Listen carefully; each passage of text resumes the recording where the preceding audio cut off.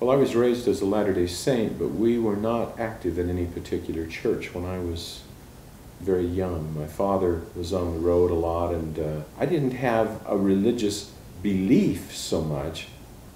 I did say prayers. For some reason, I knew that you should say your prayers at night.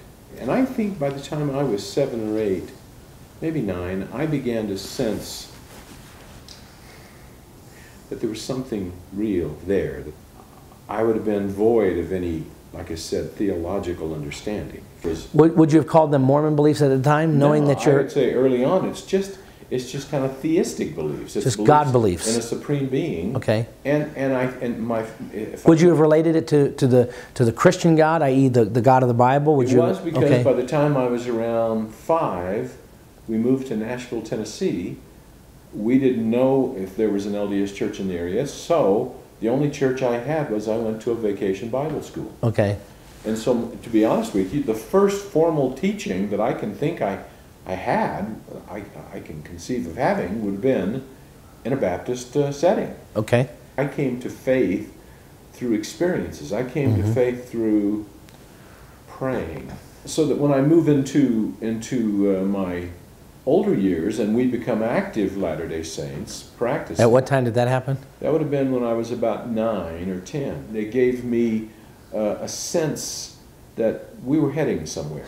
Well, I think as you talk about faith, as you talk about religious convictions or worldview or whatever is the dynamic of that, we are talking about a blending of faith and reason. At least I want to suggest that both of those things need to be brought together. God has given us a heart and a head. I think if you attach the emotive nature of humanity to a heart and the intellectual sense to the head, you have to put head and heart together, if you will, to embrace the notion of true faith. Well, that didn't begin to happen to me, really, in any serious way until I went on a mission, because that's when I found myself studying the missionary lessons and turning to my companion and saying, "Did you know we believe this?"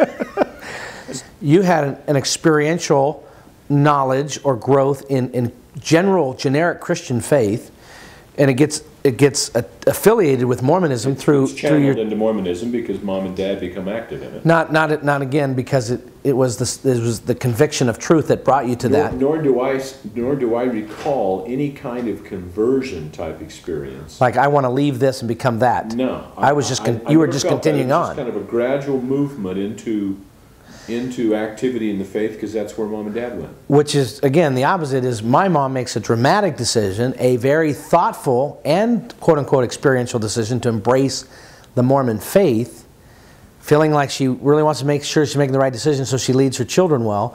We embrace the Mormon faith. 5 years later, she gets remarried, moves us to Fort Collins, Colorado, I'm sorry. And in moving us, I took to Mormonism like a duck took to water. I was the zealot young boy. I was faithful to my meetings. I enjoyed it.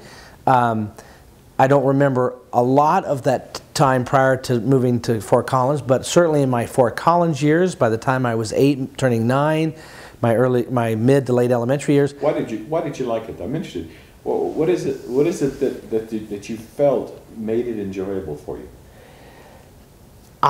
Because that makes the question of your leaving it even more interesting. Absolutely. You know what it was? Because Mormonism made a very profound claim.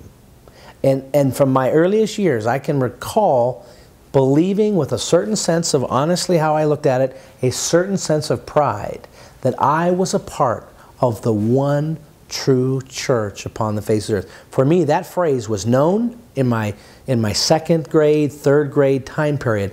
When I thought about being a Mormon, I thought about being the only true Christian. But I kind of have a part 2 to all of what we've been talking about so far, in that something began to happen in our home that certainly tested the reality of Mormonism.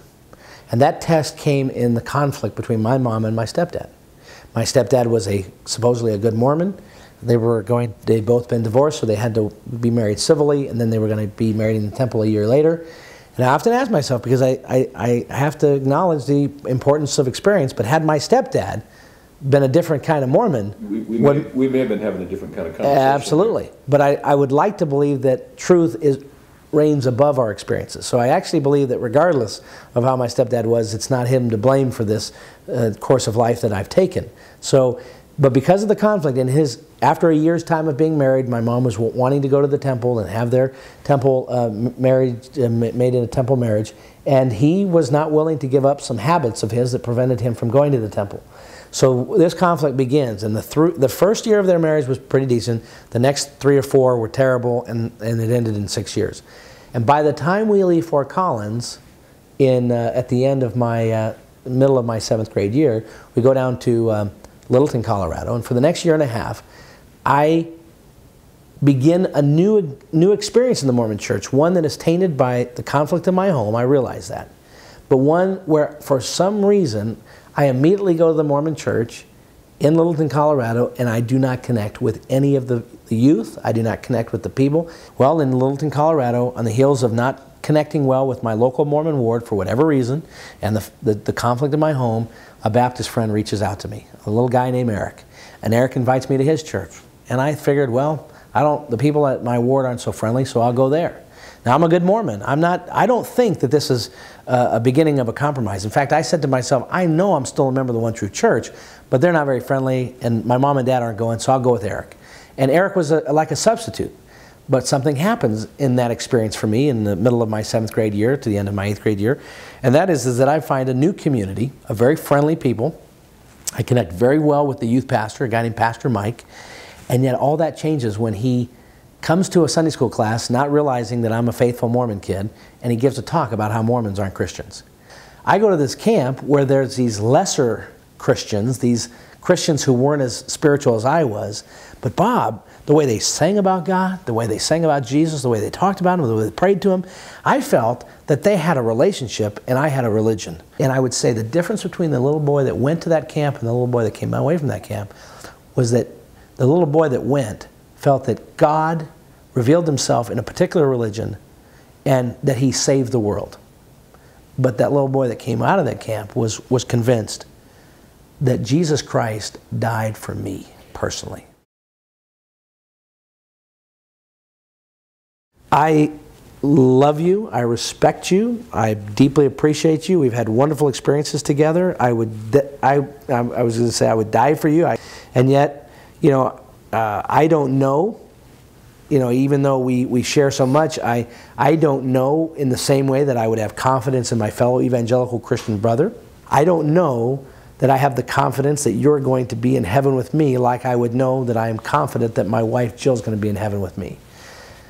There are things you're a unique Mormon in my mind, and so you say things and express things in ways that are very compelling to me to make me feel that they are very sincere and like-minded, and that your basic beliefs, even though you have some additional beliefs that I would not agree with, that your basic beliefs are kindred to my own.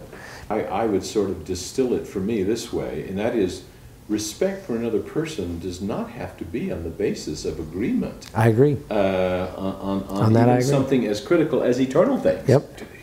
Part of respect has to do, though, with an appreciation for one's attempt to live out their their faith in a way that blesses mankind. Yeah. Those are easy, though. You and I are easy because of our relationship. That's right. But can you love and respect a fundamentalist Muslim? Can you love and respect an atheist? Can you love and respect a racist? Yeah.